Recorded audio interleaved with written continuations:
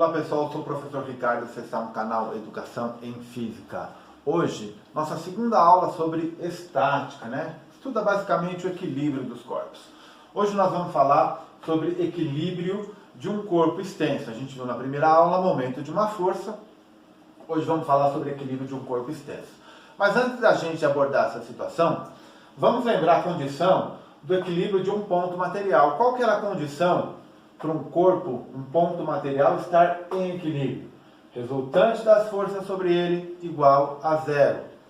Somatório das forças aplicadas sobre ele igual a zero. Aqui a gente tem um corpo suspenso por um fio, está ligado em dois outros fios, né? E cada fio ligado numa superfície, aqui pode ser uma parede, aqui pode ser o teto, não tem problema. Quais são as forças que estão atuando sobre esse corpo? Certamente eu tenho a força-peso, né? Força-peso sempre aponta para baixo. Aí eu tenho esse fio está puxando o corpo. A tração sempre puxa. Então a força-tração eu posso desenhar aqui, no caso aqui do corpo, eu vou desenhar aqui de lado. Lembrando que a tração nesse fio, eu vou chamar de tração 1. Eu tenho um outro fio, esse fio está puxando por essa junção entre os três fios. Eu tenho uma tração que eu vou chamar de tração 2, vou desenhar aqui de lado para ficar visível. A tração puxando. É claro, a tração puxa a parede puxa também, tá? Por isso que esse fio está sendo puxado. E aqui a mesma coisa. Vou colocar de lado novamente para ficar bem visível. Então nós temos 4 forças atuando aqui, ó. Força-peso, tração 1, tração 2, tração 3. Para esse corpo ficar em equilíbrio, eu posso afirmar que a somatória dessas forças, então, a força-peso mais a tração 1 mais a tração 2 mais a tração 3 igual a zero. Soma vetorial, como é que a gente fazia para, por exemplo, achar o valor de uma força se eu tivesse o valor das outras 3? Ou, por exemplo, o ângulo aqui, ó, entre essa força 3 e essa reta aqui. Bom, antes de fazer isso, aqui é uma soma vetorial, né? Para eu poder fazer a soma desses vetores, tem um jeito simples da gente fazer isso aqui. Como? A gente traça um eixo XY, vou colocar aqui azul então, tá? Um eixo XY, vou colocar aqui de lado para ficar visível, tá? Então aqui, ó, é o eixo Y e aqui é o eixo X. E eu faço a somatória das forças que estão no eixo X, faço a somatória das forças que estão no eixo Y, e aí eu vou descobrir se realmente essa somatória é igual a zero, e eventualmente eu posso achar o valor de cada força. Agora, os alunos sempre perguntam, né? Ricardo, como que eu sei se eu tenho que decompor alguma força e qual dessa força que eu vou ter que decompor? Olha, tracei meu eixo XY, aquela força que está fora do eixo XY, ela tem que ser decomposta. Nesse caso aqui, ó, força-peso, tração 1, as duas estão no eixo Y. Tração 2 no eixo X. Quem que está fora aqui? É a tração 3. Então essa força ela tem que ser decomposta. Como é que a gente decompõe? Eu tenho um certo ângulo alfa aqui entre a força, o vetor força e o meu eixo X. Eu vou achar uma componente então no eixo X, tá? Então aqui, ó, é a tração 3, componente no eixo X. Aqui eu estou decompondo esse vetor, então eu posso até tracejar ele para não confundir, certo? E vou achar uma componente aqui, ó, no eixo Y. Então está aqui a minha tração 3 no eixo Y. Como eu calculo essas componentes? Tração 3 no eixo X é igual a força que está sendo decomposta, tração 3, vezes tração 3 no eixo X, o ângulo alfa entre a tração 3 e o eixo X. Então, esse ângulo está encostado, então é o cosseno de alfa. Cosseno de alfa. E a tração 3 no eixo Y? Bom, agora é o seno, né? Seno de alfa. Como que eu faço a soma agora? Eu faço a soma no eixo Y, faço a soma no eixo X. No eixo Y, vamos começar pelo eixo X. No eixo X, quais são as forças que estão atuando? É a tração 2 e a componente X da tração 3. Então eu posso afirmar que, se esse corpo está em equilíbrio, o módulo da tração 2 é igual ao módulo da tração 3 na sua componente X. E para o eixo Y, peso é igual, reparem, peso aponta para baixo, T1, T3Y apontam para cima. Força peso então, T1 mais T3Y. Dessa forma, eu encontro a situação de equilíbrio e encontro os valores dessas forças para que essa situação de equilíbrio se mantenha. Vamos fazer essa análise agora para um corpo extenso, apoiado num outro corpo. Então, repare, eu tenho uma barra, certo? Homogênea, ela está apoiada sobre um outro corpo. Em cada extremidade da barra, eu tenho dois corpos, massa 1, massa 2. A própria barra tem a sua massa também. Então tá aqui, ó, essa situação. Mais ou menos assim, né? Vocês acham que se essa massa 1 e massa 2, se os corpos tiverem a mesma massa, esse corpo vai ficar em equilíbrio? Será que vai? Vejam a situação. Eu posso afirmar isso? Não posso, né? Por quê? Porque nesta situação, para haver equilíbrio, não basta apenas as forças resultantes serem iguais a zero. Por quê? Porque esse corpo ele pode rotacionar. E a gente viu que essa rotação não depende apenas da força, depende também do quê? Da distância entre a linha de ação da força e o pivô, o ponto de apoio. Ou seja, depende do momento dessa força. Então, para a gente achar o equilíbrio de um corpo extenso, não basta a somatória das forças ser zero. Eu preciso que a somatória dos momentos também seja zero. Então, as duas condições para um equilíbrio de um corpo extenso: somatória das forças tem que ser igual a zero, mas a somatória dos momentos também tem que ser igual a zero. Repare, vamos pegar esse exemplo aqui, ó. Quais são as forças que estão atuando nesse corpo? Eu tenho a força peso, né? Do corpo 1. Eu tenho a força peso do corpo 2. Eu tenho a força peso da barra. Agora, em qual ponto da barra que eu vou aplicar a força peso? Se essa é uma barra homogênea, o centro de massa dessa barra, ela está exatamente a meia distância das suas extremidades. Então, exatamente na metade da barra que eu vou aplicar essa força peso. Mas tem mais uma força agindo aqui. Qual é? É a normal, né? Tem contato da barra com o apoio? Tem. A barra empurra o apoio empurra a barra. Então eu tenho uma força normal aqui atuando.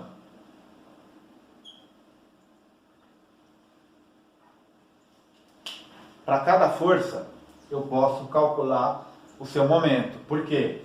Cada uma dessas forças tem a capacidade de rotacionar essa barra. Reparem que a força P1 tem a tendência de fazer a barra girar no sentido anti-horário. A força peso e a força P3 têm a tendência de fazerem a barra rotacionar no sentido horário. E aqui a normal apoiada neste apoio, teoricamente, não tem tendência nenhuma, não tem capacidade nenhuma de fazer esse corpo rotacionar. Bom, condições para que esse corpo fique em equilíbrio. Somatória das forças igual a zero. Somatória dos momentos igual a zero. Posso colocar aqui um vetor, né? Lembrando que essa soma ela é vetorial. Neste caso, então, quais seriam as forças que estariam atuando? As forças que estariam atuando e a sua somatória seriam normal mais P1 mais o peso mais P3. Tudo isso tem que ser igual a zero. Somatória dos momentos. Momento de P1 mais momento da normal mais momento da força peso da barra mais momento de P3. Tudo isso é igual a zero. Lembrando, momento é uma grandeza escalar, pode ser positivo, pode ser negativo, né? Sentido anti-horário positivo, sentido horário, relógios são negativos, sentido horário negativo. Para essa soma dar zero, eu tenho que ter valores positivos e negativos. Se for tudo positivo, não vai dar zero. Se for tudo negativo, não vai dar zero. Então, enquanto uma força tenta fazer a barra girar para um lado, a outra força tenta fazer a barra girar para o outro. Esses momentos com sinais contrários é que vão promover o meu equilíbrio. Então aqui estão as duas condições para o equilíbrio de um corpo extenso. Somatória das forças tem que ser igual a zero.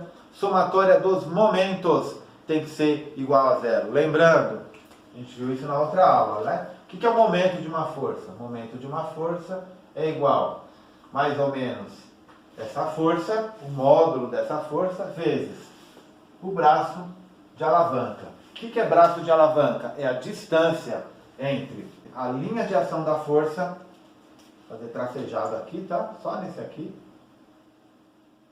Então aqui, ó, eu tenho a linha de ação dessa força.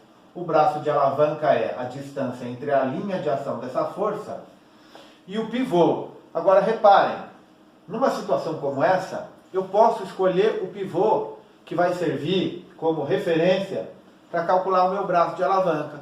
A gente vai ver mais para frente como fazer isso. Se eu escolher meu pivô, ó, nessa posição, o meu braço de alavanca vai ser essa distância, certo?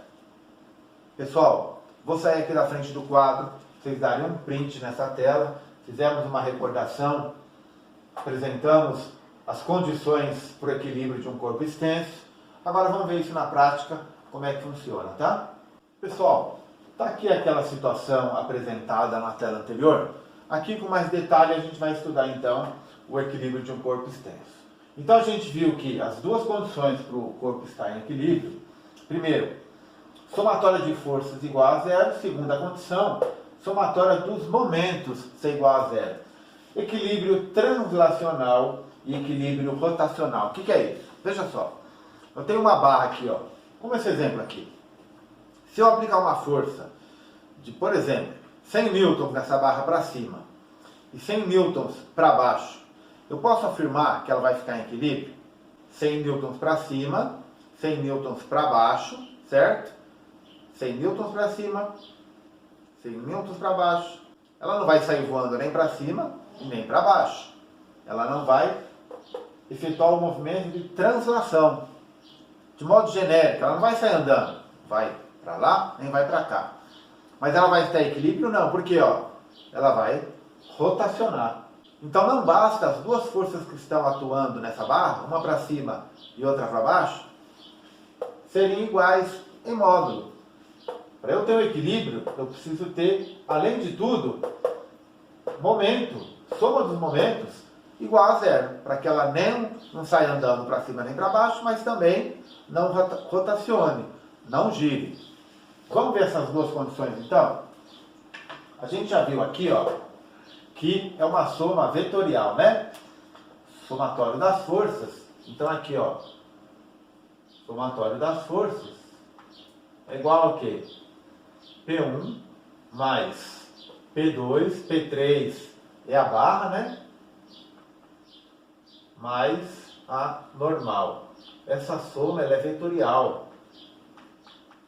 Como é que eu faço a soma escalar? A soma escalar eu tenho que pegar os módulos, mas a gente vê que tem três forças apontando para baixo e uma força apontando para cima. Então eu posso resumir dessa forma, ó, a somatória das forças que apontam para baixo,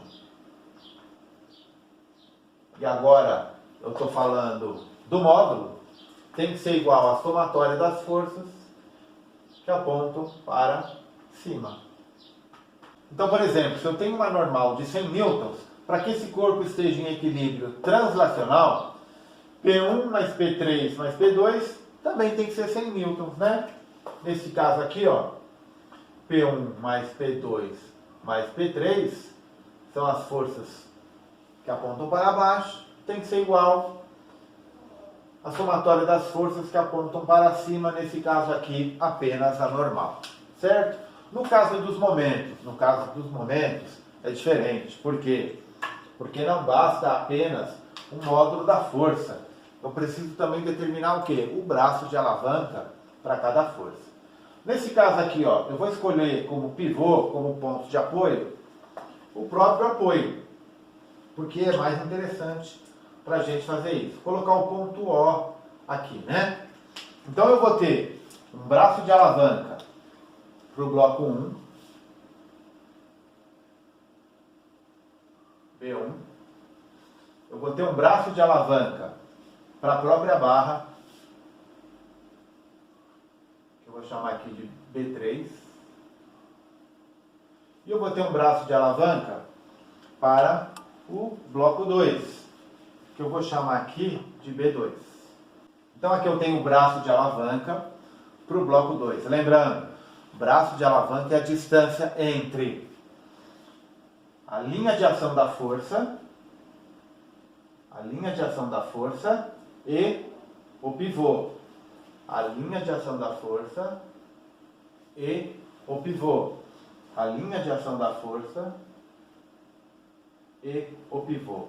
E a normal? A normal, nesse caso aqui, ó, qual que é a distância entre a linha de ação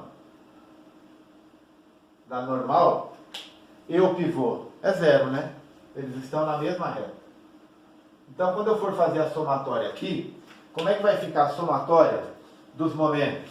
Vamos colocar aqui, ó, momento 1, P1 vezes B1. Momento 2, P2 vezes B2. Momento 3, P3 vezes B3. E o momento da normal? O momento da normal vai ser zero, né? Um momento nulo que nós chamamos. Por quê? Porque é a força normal vezes o braço de alavanca da normal. Mas o braço de alavanca da normal é zero. Então, este momento aqui é um momento nulo. Reparem, eu tenho forças no sentido anti-horário, positivo. Tenho forças com momento negativo. Força P1, momento é positivo. Tende a girar no sentido anti-horário. Forças P2 e P3, momento negativo. Tende a girar no sentido horário. Então, qual vai ser o equilíbrio rotacional para esse caso aqui, ó? O equilíbrio rotacional, soma dos momentos, igual a zero. M1 mais M2 mais M3 mais o momento da normal, tudo isso tem que dar zero. Está coerente, né? Enquanto o M1 é positivo, M2 e M3 são negativos e o momento da normal é igual a zero. Só uma lembrança, numa barra homogênea, por exemplo, a força-peso da barra é aplicada no centro de massa. O centro de massa está localizado exatamente no meio da barra, a meia distância entre as suas extremidades, tá? Vou sair aqui da frente do quadro, vocês darem um print nessa tela. Aí agora a gente volta com o exercício de aplicação. Tentem resolver, você já sabe, depois a gente vem com a solução.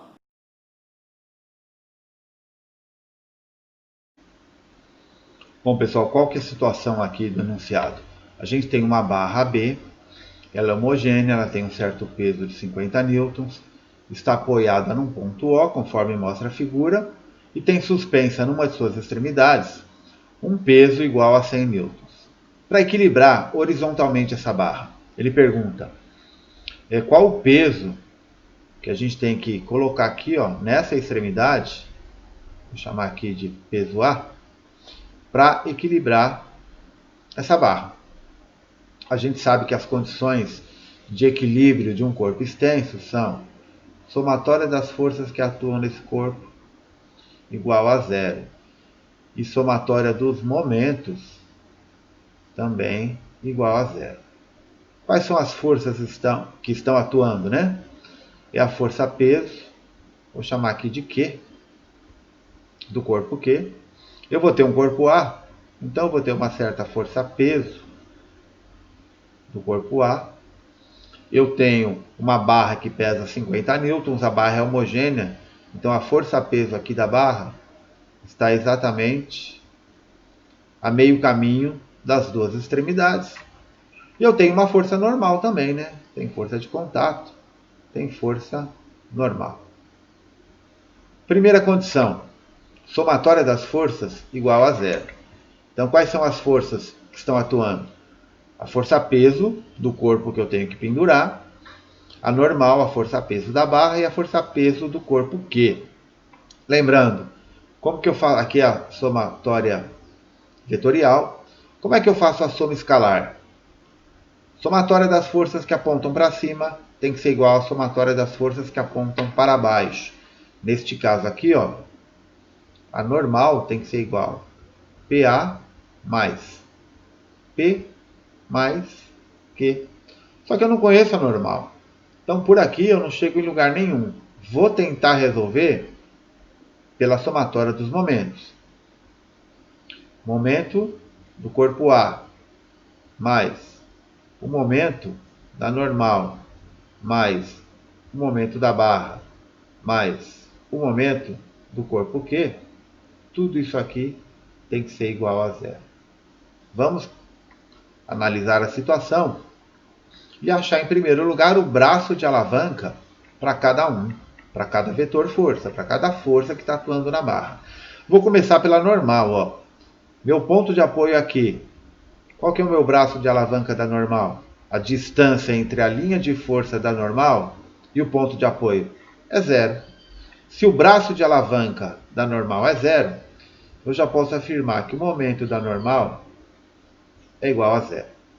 O braço de alavanca do corpo A já foi dado, ó, 20 centímetros. Então eu vou colocar aqui, ó, braço de alavanca de A, 0,2 metros. Qual que é o braço de alavanca da barra? Cuidado, hein, pessoal. O braço de alavanca da barra, ó, a barra tem 80 centímetros. A força-peso está bem no meio, então 40 centímetros nessa direção, 40 centímetros nessa direção. Mas qual que é o braço de alavanca da força-peso até o ponto de apoio? Também 20 centímetros, né? Porque daqui até aqui tem 40, se daqui até aqui tem 20, aqui também tem 20. E o braço de alavanca para o corpo Q? Daqui até aqui tem 40, mais 20, 60. 0,6 metros. Então vamos fazer a somatória dos momentos? PA vezes BA mais o momento da normal, eu sei que é 0, mas eu vou colocar aqui só para a gente não se esquecer. Força-peso vezes o braço de alavanca de P mais a força Q vezes o braço de alavanca de Q. Tudo isso tem que ser igual a 0. Bom, o momento da força PA, anti-horário, ele é positivo. Então é mais 0,2 vezes PA. O 0 eu já vou tirar daqui. O momento da força-peso, vai girar no sentido horário. Relógios são negativos, esse momento é negativo. Força-peso, o enunciado diz que é 50 newtons. 50 vezes o braço de alavanca, que é 0,2. Mais, aqui o momento de Q também é negativo, né? Sentido rotação no sentido horário. Então é menos Q, que é 100, vezes o braço de alavanca aqui de Q, 0,6. Tudo isso igual a 0. 0,2 PA é igual 0,2 de 50 é 10. Passando para lá fica mais 10. 0,6 de 100, 60. Passando para lá fica mais 60. Tudo isso vai dar 70. Então, o peso desse corpo que eu devo suspender aqui, 70 dividido por 0,2. Isso me dá um peso de 350 newtons. Pessoal, equilíbrio de um corpo extenso, lembrando as duas condições, equilíbrio translacional e rotacional. Somatória das forças, somatória dos momentos tem que ser igual a 0. Na próxima aula, a gente vai ver uns casos especiais de momento, de alavanca, e vamos fazer mais exercício para reforçar bem o aprendizado dessa matéria, tá? Pessoal, vou deixar uma lista de exercícios para vocês resolverem. Se tiver dificuldade, reveja esse vídeo, reveja a primeira aula, momento de uma força. Se ainda assim tiver dificuldade, consulte seu material didático. Deixe as suas dúvidas nos comentários que a gente vai resolver. Eu sou o professor Ricardo, você está no canal Educação em Física. Aguardo você no próximo vídeo. Até lá.